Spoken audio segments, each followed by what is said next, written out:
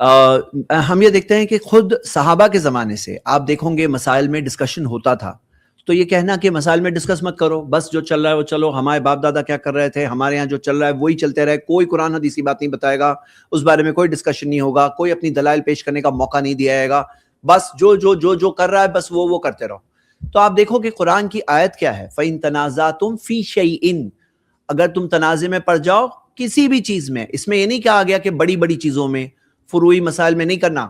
Discussion, اللہ تعالیٰ نے کہا فَإِن تَنَازَعْتُمْ فِي شَيْءٍ فَرُدُّوهُ إِلَى اللَّهِ وَرَسُولِهِ، تو اس معاملے کو لوٹاؤ اللہ اور اس کے رسول کی طرف۔ تو قرآن کی آیت کی رہنمائی جو ہے نا، اس کے اندر اللہ تعالیٰ نے کیا کہا، ذَلِكَ خَيْرٌ، سورہ نساء سورہ 4 آیت نمبر 59 کے آخر میں کیا آیا، اس میں خیر ہے، اور لوگ کہتے ہیں فتنہ ہے، وَأَحْسَنُ تَأْوِيلًا، اس کا بہترین انجام ہے، اور لوگ کہتے ہیں بہت برا انجام ہوگا۔ تو ہم کس کی بات مانیں، اللہ کی بات مانیں، نبی صلی اللہ علیہ وسلم کی بات، اللہ اور اس کے رسول کی بات مانیں، یا لوگوں کی سوچ کو مانیں؟ اور مزید آپ دیکھو گے، اگر آپ سوچو، کئی بار کیا ہوتا ہے نا، اور یہ چیز ایک دم ہائی لائٹ ہو کے کھل کر آتی ہے سامنے ہماری سٹریمز میں، ڈسکشنز میں کیا ہوتا ہے، کبھی کوئی ایک ہوتا ہے جو ایک موقف پر ہے، ہم ایک موقف پر ہے، اور ڈسکشن ہو رہا ہے، دونوں دلائل پیش کر رہے ہیں، لیکن بات کرتے کرتے ایک چیز جا کر آہستہ آہستہ ایکسپوز ہونے لگتی ہے، کیا ہوتی ہے کہ کچھ بھی دلائل پیش کر دو، قرآن حدیث کی کتنی بھی بات مانو، میں اپنے مسلک کو نہیں چھوڑوں گا، اپنے بڑے کو نہیں چھوڑوں گا، ہم جو مانتے ہیں اس کو نہیں چھوڑیں گے، مطلب قرآن حدیث سے مجھے کوئی لینا دینا نہیں، بس میں ہماری بات نہیں چھوڑوں گا، ایسی بات سامنے آنے لگتی ہے۔ اب آپ بتاؤ کہ کیا یہ چھوٹی بات ہے، بڑی بات ہے؟ کیا یہ کوئی چھوٹی بات ہے یا بڑی بات ہے؟ ابن داؤد زید بھائی، مطلب میں جتنا سمجھا ہوں آپ لوگوں ہاں سے، شیوخ سے، دیگر سے، وہ یہ ہے کہ دین کا کوئی مسئلہ کسی سنت کو کی تحقیر کر جائیں یہ کفر تک پہنچا سکتی ہے، تو جی کسی کہیں مسئلے بالکل کی جو صحیح، سنت ہے اسٹیپ بائی اس اسٹیپ کی ہے۔ تحقیر جو ہے میں کسی صورت جائز نہیں سمجھتا کہ اس کو کسی بھی لحاظ سے کیا، اس کو حقارت کی نظر سے نکالا۔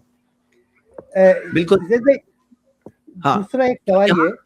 ایک منٹ رکے، میں مکمل کر لوں گی بات۔ تو یہاں بات کیا ہے نا، یہ کوئی پھر چھوٹی بات نہیں رہتی ہے، جہاں پر بات جڑ جاتی ہے کہ آپ نبی کی صلی اللہ علیہ وسلم کی بات واضح ہونے کے بعد بھی آپ اپنے بڑے کی بات، اپنے یہاں چل رہی جو بات کو نہیں چھوڑ رہے ہیں، یہ کوئی چھوٹی بات نہیں رہی، یہ تو ایک ایسی چیز ہے ہمارے جا کر کلمہ سے بھی کنیکٹ ہوتی ہے۔ اور ہماری اسٹریم میں ایسا بھی ایک واقعہ ہوا تھا جہاں ایک بھائی نے کہا تھا کہ نبی صلی اللہ علیہ وسلم کا فرمان کلیئر ہو گیا، واضح ہو گیا، پھر بھی میں اس کے خلاف موقف لوں گا اور مجھے امید ہے مجھے ثواب ملے گا، ایسا ڈیبیٹ کیا تھا کسی نے آ کر بہت دیر تک، ہاں یعنی تعجب ہے مجھے۔ تو یہاں پہ ہمارا مقصد وہی ہے، جیسے امام شافعی رحمہ اللہ کا قول ہمیں ملتا ہے، ما نظرت احدن الا تمنیت، جب بھی میں نے کسی کے ساتھ میں جب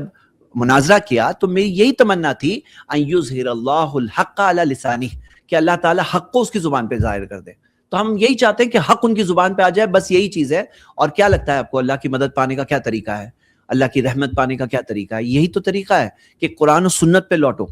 سارے علماء ہمارے ہیں ان کو بانٹنا بند کرو، سارے ائمہ ہمارے ہیں، سب جو ہے ہم قرآن و سنت کی پیروی کرتے ہیں، ہم سب یہاں جا کے اتفاق پہ قائم ہو سکتے ہیں۔ اور یہ اختلاف کو ایسے نہیں ہے جس سے ہمارے دلوں کی محبت دور ہو جائے کہ بھئی ایک مسلمان دوسرے مسلمان کا بھائی ہے، کا جسد واحد، ایک جسم کی طرح ہے، انما المومنون اخوہ، مومن تو بھائی بھائی ہیں۔ تو بھائی چارگی اپنی جگہ پر ہے ہماری، لیکن خیر خواہی کا تقاضا یہ ہے کہ کوئی اگر شرک تک کی چیز میں جا رہا ہے، بدعات میں جا رہا ہے، گمراہیوں میں جا رہا ہے، غلط چیزوں میں جا رہا ہے، تو رہنمائی کی جائے، اور یہ ضروری تقاضا ہے، ضروری بات ہے۔ جی بتائیے۔ زید بھائی، دوسرا سوال میرا کچھ اصول حدیث کے حوالے سے، اس کا کچھ تو بیک شیخ گراؤنڈ کفایت بھی ہے، جی ہے، بتائیے۔ اس کا ایک بیک گراؤنڈ ہے، اور بیک گراؤنڈ یہ ہے، میں بیک گراؤنڈ ایک چیز میں اور ایک چیز تھوڑی سی تعلیق چڑھا دوں زید بھائی کی بات پہ۔ زید بھائی نے جو کہا نا کہ ہم انہیں کے تو علماء کو بانٹو، تو علماء حق مراد ہے، باقی جو علماء سو ہیں نا ان کو تو ہم بانٹیں گے بھائی، جو جی ہاں بالکل، علماء حق نہیں ہیں تو ہم نہیں جو کہتے کہ ان کو بھی آپ گڈ مڈ کر دو۔ جو اہل سنت کے علماء ہیں، جو اہل بدعت کے علماء ہیں، ان سب کو ایک ساتھ ملا دو، کوئی تفریق مٹا دو، ایسا نہیں، بلکہ اہل سنت کے علماء میں بھی جو صحیح منہج پر ہیں، جو صحیح متبعین سنت ہیں، جو سلف کے موقع پر ہیں، وہ مراد ہے کہ وہ سب کے علماء ہیں، چاہے جیسا ائمہ اربعہ ہیں، تو ان اہل علم کی بات ہو رہی، باقی جو اہل بدعت ہیں ان کے ائمہ ہیں ان کی بات نہیں ہو رہی۔ جی ہاں بالکل۔